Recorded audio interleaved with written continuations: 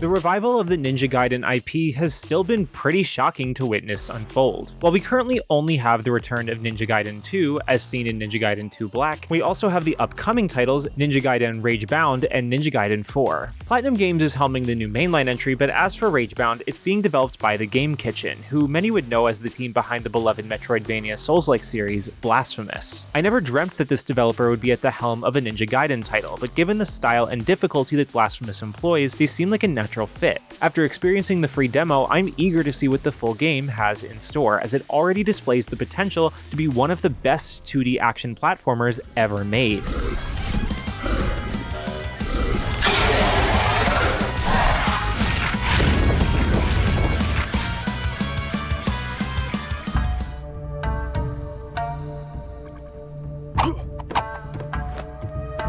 The Ninja Gaiden Ragebound demo features a traditional tutorial stage alongside 3 standard levels, all of which teach and reinforce specific techniques. A harder version of the first stage is also made available once the general levels are complete, putting more challenging enemies and greater dangers in the fray. The narrative premise features a new protagonist, Kenji Mozu, a young ninja from Hayabusa Village who undertakes a taboo act to combat a recent threat, allying with a member of the Black Spider Clan, who in this case ends up being another new character, Kumori. These two are both playable, although Kenji takes center stage. The gameplay takes place across 2D stages where you progress past numerous enemies, platforming challenges, and other obstacles that rely on you successfully executing the cathartic acrobatic techniques at your disposal. These abilities are impressively multi-purposeful. A prime example regards the guillotine boost, which, besides granting additional airtime, doubles as a parry of sorts that lets you bounce atop enemies and projectiles, sending you across even further distances. Across the handful of stages in the demo, this maneuver was necessary for overcoming hazardous zones and spacious gaps, making me increasingly eager to see just how much more the team can push this addictive facet of the moveset.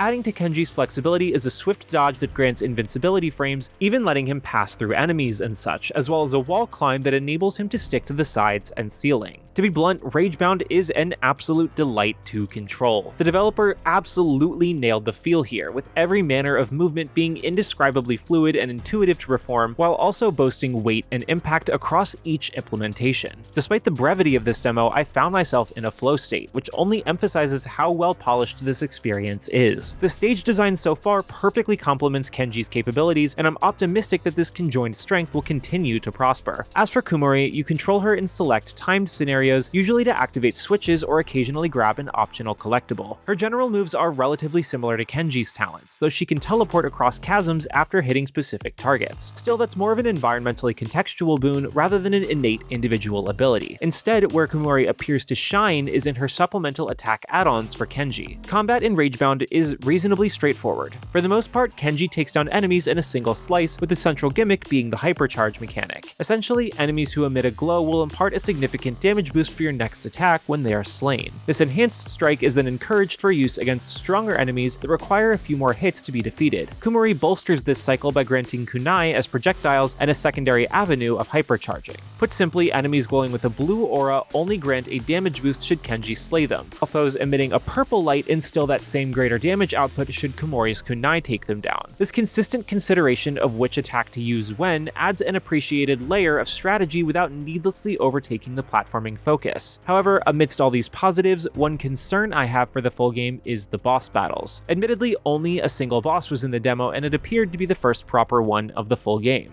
Still, you can somewhat brute force it, even on the stage's more challenging iteration, so I hope that the later boss encounters are stricter. If you consider yourself a fan of 2D platformers, the Ninja Gaiden Ragebound demo is undeniably worth your time. Even though it's only around an hour long, what's here is stellarly crafted, showcasing an evident love for this IP's challenge-infused roots while still featuring fresh distinction. Between a remarkable moveset, slick combat, and snippets of a brilliant soundtrack, Ninja Gaiden Ragebound has become one of my most highly anticipated games this year. Thankfully, we won't have to wait too long, since Ninja Gaiden Ragebound will be released for PlayStation 4, PlayStation 5, Xbox One, Xbox Series X and S, Nintendo Switch, and PC via Steam on July 31st, 2025. Thanks for watching. This video is brought to you by our supporters on Patreon. Noisy Pixel is run by a group of gamers providing independent gaming coverage through news, reviews, previews, and more. Check out our Patreon to help support our continued growth, and subscribe to keep up with all of our future content. Now, check out some gameplay.